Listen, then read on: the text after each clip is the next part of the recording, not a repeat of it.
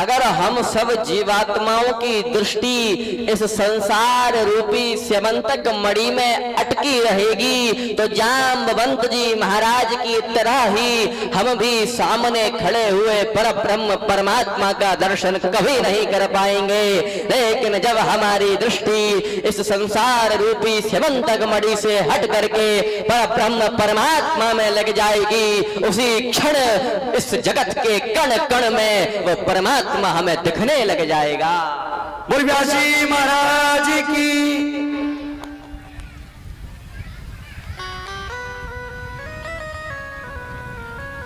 आज जाम्बवंत जी महाराज की दृष्टि जब स्यमंतक मणि से हटी तो भगवान को पहचान गए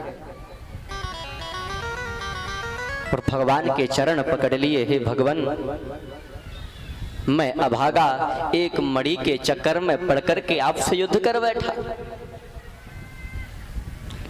एक मणि के प्रति मेरे अंदर इतना मोह जागृत हो गया कि मैं अपने त्रेता युग वाले राम से युद्ध कर बैठा, आपको पहचान तक नहीं पाया। हे प्रभु, ये मुझसे बहुत बड़ा पाप हो गया है, बहुत बड़ा अपराध हो गया है, ये दंडनीय कार्य किया है मैंने। इसलिए अपने इस पाप के प्रायश्चित के लिए मैं अपनी बेटी जाम्बवती का कन्यादान आपको दे रहा हूं। ध्यान देना, जाम्बवंत जी महाराज ने अपनी बेटी का कन्यादान भगवान को दे दिया। कन्यादान हमारे भारत का एक बड़ा ही पवित्र पर्व है। ध्यान देना, इस कन्यादान को भी पर्व माना गया है।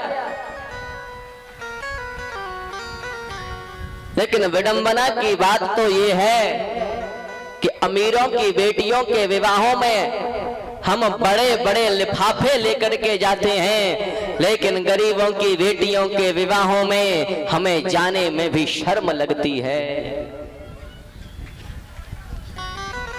परंतु ध्यान देना, गरीबों की बेटियों के विवाह में सहयोग करना भी कन्यादान के समान है,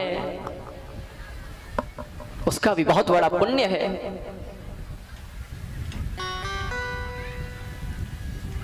जाम्बवंत जी महाराज अपनी बेटी का कन्यादान कब करते हैं?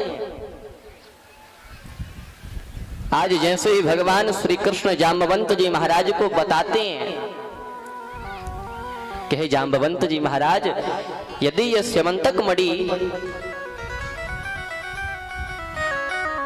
मैं राजा सत्यराजित महाराज उग्रसेन आदि इनको नहीं दिखाऊंगा तो सब बस यही समझने लग जाएंगे कि ये मणि कृष्ण ने ही चुराई है, इस मणि का झूठा कलंक मुझ पर लग ही गया है। आज जैसे ही जाम्बवंत जी महाराज ने यह सुना कि इस मणि को चुराने का कलंक मेरे कृष्ण पर लग रहा है, तब भगवान श्री कृष्ण के बस इतना कहने पर ही जाम्बवंत जी महाराज उस स्यमंतक मणि को तो भगवान को दे ही देते हैं, लेकिन स्यमंतक मणि के साथ ही अपनी बेटी जाम्बवती को भी भगवान के चरणों में समर्पित कर देते हैं।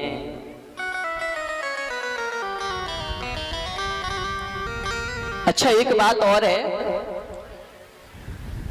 कि जाम्बवंत जी महाराज ने अपनी बेटी को उस स्यमंतक मणि के साथ ही भगवान को क्यों दिया?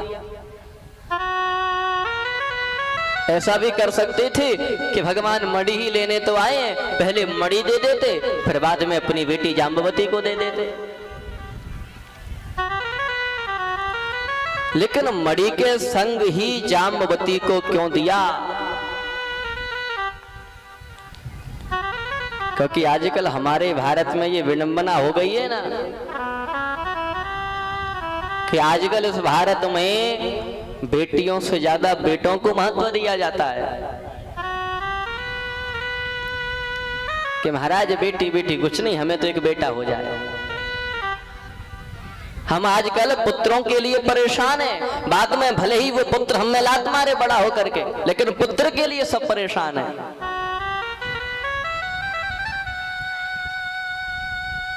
तो जाम्बवंत जी महाराज उस स्यमंतक मणि के साथ में अपनी बेटी जाम्बवती को भगवान के चरणों में समर्पित करके हमें ये शिक्षा देना चाहते हैं, हमें ये बताना चाहते हैं कि अगर किसी के पास में एक पत्थर की मणि के साथ साथ अगर बेटी रूपी ये अनमोल मणि नहीं है तो फिर बेकार है।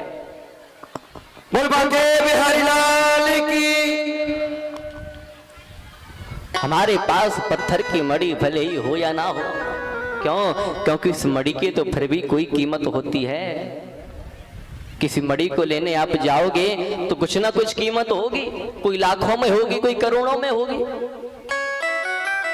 लेकिन ये जो बेटी रूपी मणि है, ये बेटी रूपी जो रत्न है, ये जो मणि है, इस बेटी रूपी मणि की कोई कीमत नहीं है।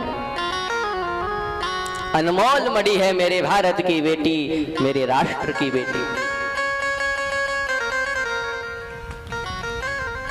लेकिन आजकल तो महाराज ऐसी विडंबना आ गई है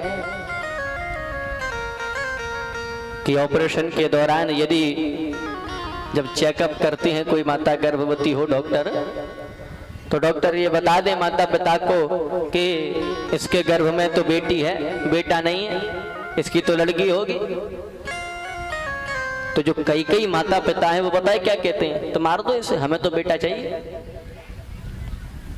धिक्कार है ऐसे उन माता पिताओं के लिए जो गर्भ में ही बेटियों की हत्या कर देते हैं, गर्भ में ही बेटियों को मार डालते हैं।